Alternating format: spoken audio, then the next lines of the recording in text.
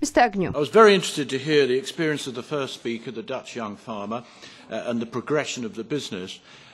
These things can happen if there are not too many siblings who want to take a share of it. So do you have aunts and uncles who are successfully paid out and who are happy, or are they grumbling? Do you have brothers and sisters who want to have a share of what's going on? It makes a very big difference, this. And if it's just only child, then things can progress nicely.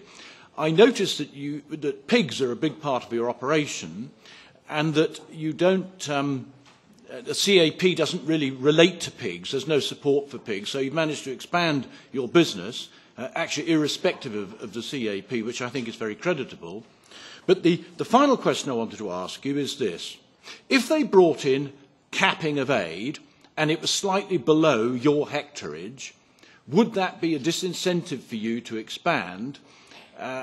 And if this was done to enable young farmers to get in, would your attitude start to change? And to the Committee of the Regions, you've described farming as a profession. It isn't a profession, it's a trade. And it worries me that this whole concept of agriculture is becoming something of farmers being civil servants. They work for the government. And you were talking about pricing policies.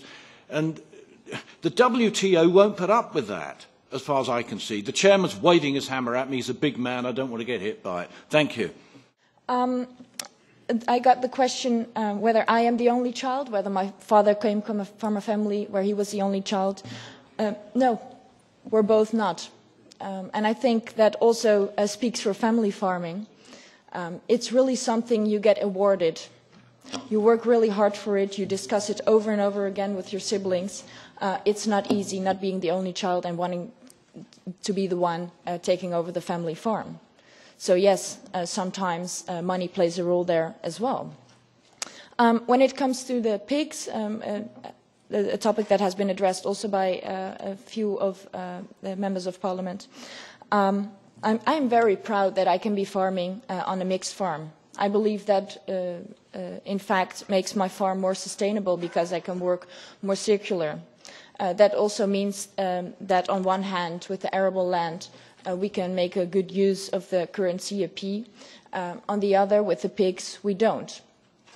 For me, it is a sustainable system. I don't say, or I don't believe that everyone in Europe, every young farmer in Europe, should be farming on a mixed farm.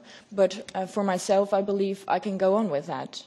And then when it comes to what I need when I'm actually taking over, I'm just one of the many young farmers who indeed need the investment support when taking over, who will need risk management support, maybe market information, because we're the ones who are being an entrepreneur in a fast changing world, where we have to battle with climate change, where we have to deal with sustainability goals, and we will be the ones who will have to work in that field as well.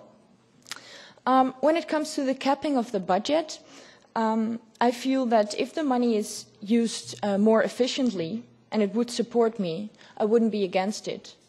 For me, and that has been mentioned as well, that definition of active farmer is essential to make sure that the direct payments are targeted better, so that the one actually needing the money most, the one in the family farm, can actually receive it as well.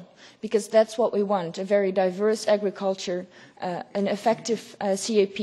And I feel that also when aiming for simplification in the CAP, through a way of digitalization, those options are open as well.